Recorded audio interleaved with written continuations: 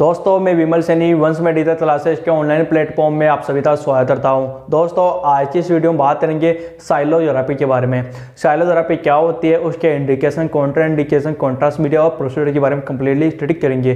तो दोस्तों उससे पहले मैं आपको बताना चाहता हूँ कि अभी तक आपने हमारे यूट्यूब चैनल तो सब्सक्राइब नहीं किया है तो जल्दी से चैनल तो सब्सक्राइब कर देना। दोस्तों वीडियो स्टार्ट करते हैं। साइलोथेरेपी क्या होती है? साइलोथेरेपी क्या होती है? It is a radiotherapy examination of salivary gland. ये क्या होता है दोस्तों, जो आपकी सलेवरी ग्लैंड होती है उससे क्या होता है, रेडियोथेरेपिक एग्जामिनेशन होता है। बहुत बार कंपटीशन एग्जाम में क्वेश्चन पूछा गया है दोस्तों, जो साइलोथेरेपी होती है वह कौन की रेडियोथेरेपिक एग्जामिनेशन होता है, तो वह जो आपकी सलेवरी ग्लैंड है ना उसका क्या होता है, रेडियोथेरेपिक एग्जामिनेशन होता है। अब आपके पास जो सलेवरी ग्लैंड है उसके थोड़ी बहुत एनाटॉमी के बारे में अपन देख लेते हैं। जो सलेवरी ग्लैंड है दोस्तों तीन प्रकार की होती है। एक तो होती है पैरोटिड, दूसरी होती है सबमैंडिबुलर, एक होती है सबलिंगुअल ग्लैंड। तो तीन प्रकार की क्या होती है, सलेवरी ग्लैंड होती है।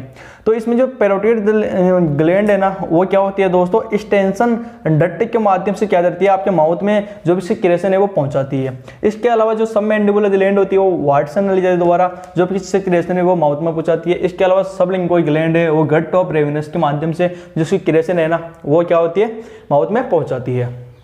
अब दोस्तों आप इसको कैसे याद कर सकते हो, तो हम इनका याद इनके ट्रिक है। आप सबमैंडिबुलर ग्लैंड है, यहाँ से आप याद ना मंडी, मंडी मंडी वही मंडी सब्जी मंडी जहाँ पर क्या होते हैं सब्जी बेची जाती है। तो सब्जी कहाँ से तोली जाती है, तो जो वाट होता है ना, क्या होता है दोस्तों, जो वाट होता है ना, वाट 1 किलो का है, 2 किलो का है। ये आपने जब आप सब्जी लेने दे होंगे सब्जी मंडी के अंदर तो आप तो पता होगा। तो आप याद करना वाट के। वाट मंडी में क्या होती है दोस्तों, वाट होता है। तो वाट से आप याद रखना वाटसन नलिका। वाटसन नलिका किसकी है, तो सबमैंडिबुलर जो ग्लैंड है वहाँ से जो सिक्रेशन है वाटसन नलिका के माध्यम से माउथ में आता है। इसके अलावा आप याद कर सकते हो पैरोटिड एंड एक्सटेंशन नलिका किस हिसाब से दोस्तों, आप तो पता हो जो एक्सटेंशन होता है वहाँ पर क्या होता है, पेरोट बेचे जाते हैं। क्या बेचे जाते हैं, पेरोट बेचे जाते हैं। तो आप पेरोट से आप क्या याद कर सकते हो, पेरोट से आप याद कर सकते हो पैरोटिड ग्लैंड। तो और कहाँ पर बेचे जा रहे हैं, स्टेशन पे।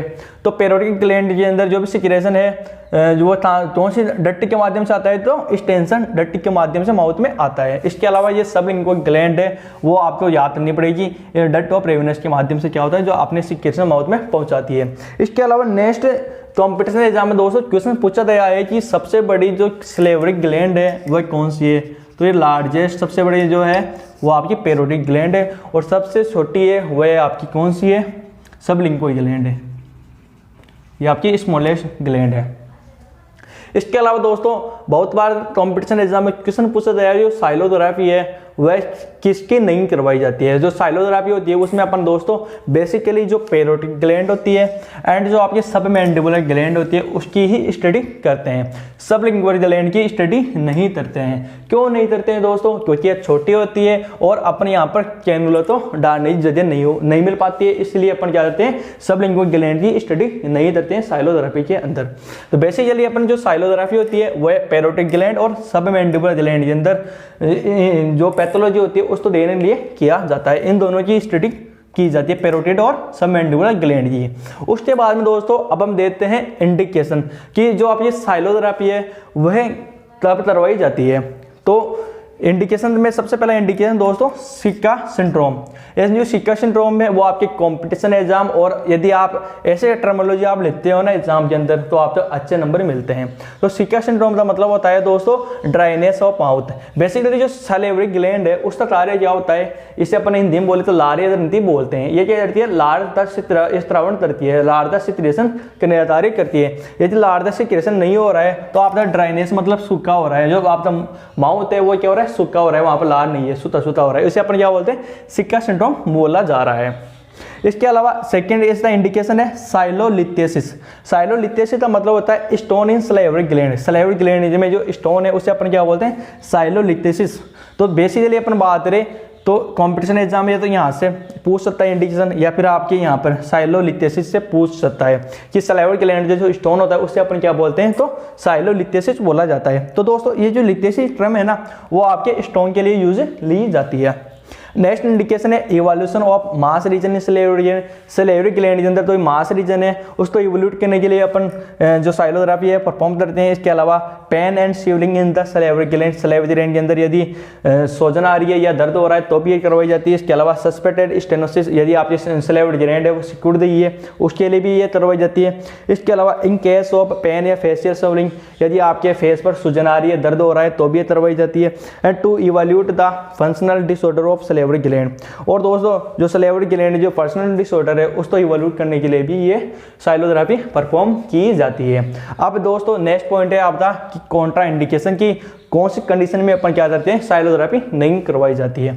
तो उसमें दोस्तों सबसे पहले है सस्पेक्टेड प्रेगनेंसी है तो ये नहीं करवाई जाती है। इसके अलावा हाइपर सेंसिटिव कॉन्ट्रास्ट मीडिया, ये किसी पेशेंट तो कॉन्ट्रास्ट मीडिया से एलर्जी है तो भी ये परफॉर्म नहीं किया जाता। इसके अलावा अपन बात करें acute inflammation in salivary gland, यदि किसी पेशेंट तो सलेवरी ग्लैंड का एक्यूट इन्फ्लेमेशन है तो भी ये परफॉर्म नहीं किया जाता। सलेवरी ग्लैंड क्या होती है दोस्तों, ये सलेवरी ग्लैंड की क्या होती है रेडियोथेरेपिक एग्जामिनेशन होता है। अब दोस्तों हम कॉन्ट्रास्ट मीडिया के बारे में स्टडी करते हैं। दोस्तों इसमें अपन iodinated and oil based contrast media use में लेते हैं। जो आयोडीनेटेड कॉन्ट्रास्ट मीडिया होता है उसमें अपन आयनिक या नॉन आयनिक दोनों प्रकार के कॉन्ट्रास्ट मीडिया यूज कर सकते हैं। आयनिक में अपन यूरोग्राफिक यूज में लेते हैं और जो नॉन आयनिक होता है उसमें अपन आयोएजोल यूज में लिया जाता है। इसके अलावा जो ऑयल बेस्ड कॉन्ट्रास्ट मीडिया है वो लिक्विडोल यूज में लिया जाता है। तो ये हमारी बात हो गई कॉन्ट्रास्ट मीडिया के बारे में। अब हम देखते हैं इक्विपमेंट के बारे में। इक्विपमेंट में क्या होता है दोस्तों, fluoroscopy unit with spot film device की आवश्यकता होती है। इसके अलावा यहाँ पर लेग क्लीमर डायलेटर होना चाहिए जो कि आपके जो डट होती है उसको क्या करता है डायलेट करता है, क्या करता है डायलेट करता है। इसके अलावा यहाँ पर लोकल एनेस्थीसिया भी चाहिए क्योंकि अपन जब कैनुला जो सलेवरी गट होती है उसमें डाला जाता है तो वहाँ पर क्या हो सकता है पेशेंट को पेन होता है, इसलिए यहाँ पर लोकल एनेस्थीसिया चाहिए। इसके अलावा दोस्तों यहाँ पर कैनुला या कैथेटर भी आवश्यकता होती है। इसके अलावा यहाँ पर लीमन जूस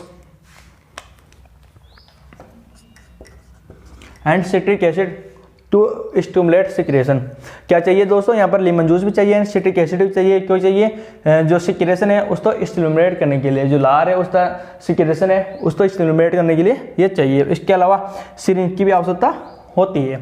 अब दोस्तों हम देखते हैं पेशेंट प्रिपरेशन के बारे में कि प्रोसीजर के पहले क्या क्या प्रिपरेशन है।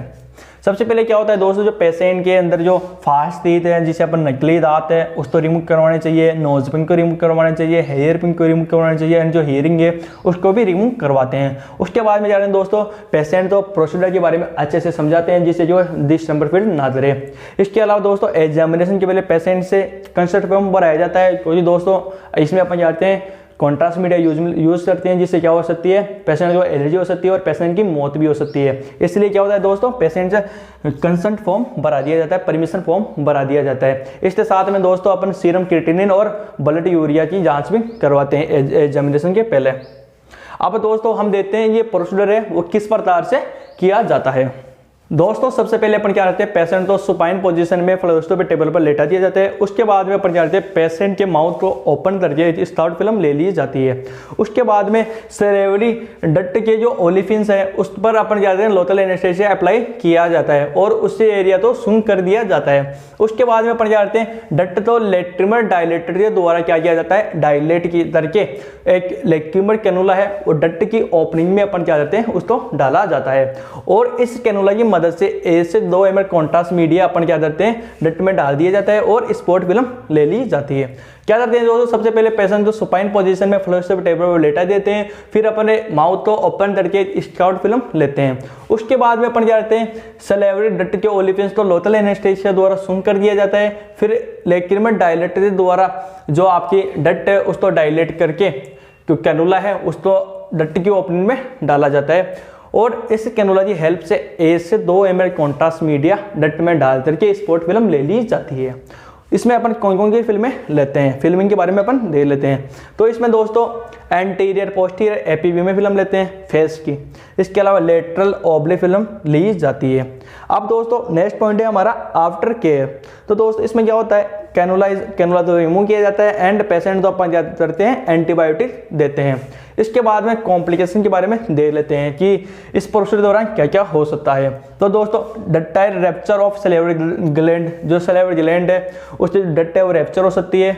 इसके अलावा infection at the injection site, जो इंजेक्शन साइट है वहाँ पर इन्फेक्शन हो सकता है। इसके अलावा inflammation in salivary gland due to contrast media, दोस्तों जो सलेवरी ग्लैंड है उसमें इन्फ्लामेशन हो सकता है कॉन्ट्रास्ट मीडिया के कारण। इसके अलावा अपन बात करें पेन ड्यूरिंग इंसर्ट कैनुला, जब अपन जो डट होती है उसमें कैनुला डालते हैं तो वहाँ पर क्या हो सकता है, पेशेंट को पेन हो सकता है। तो दोस्तों ये थी हमारी साइलोग्राफी की वीडियो। आई होप आप तो वीडियो अच्छी लगी होगी, लाइक कमेंट शेयर जरूर करना। दोस्तों वीडियो अच्छी लगी तो अपने दोस्तों को भी शेयर कर दिया करो दोस्तों, और टेलीग्राम चैनल को भी ज्वाइन कर लेना।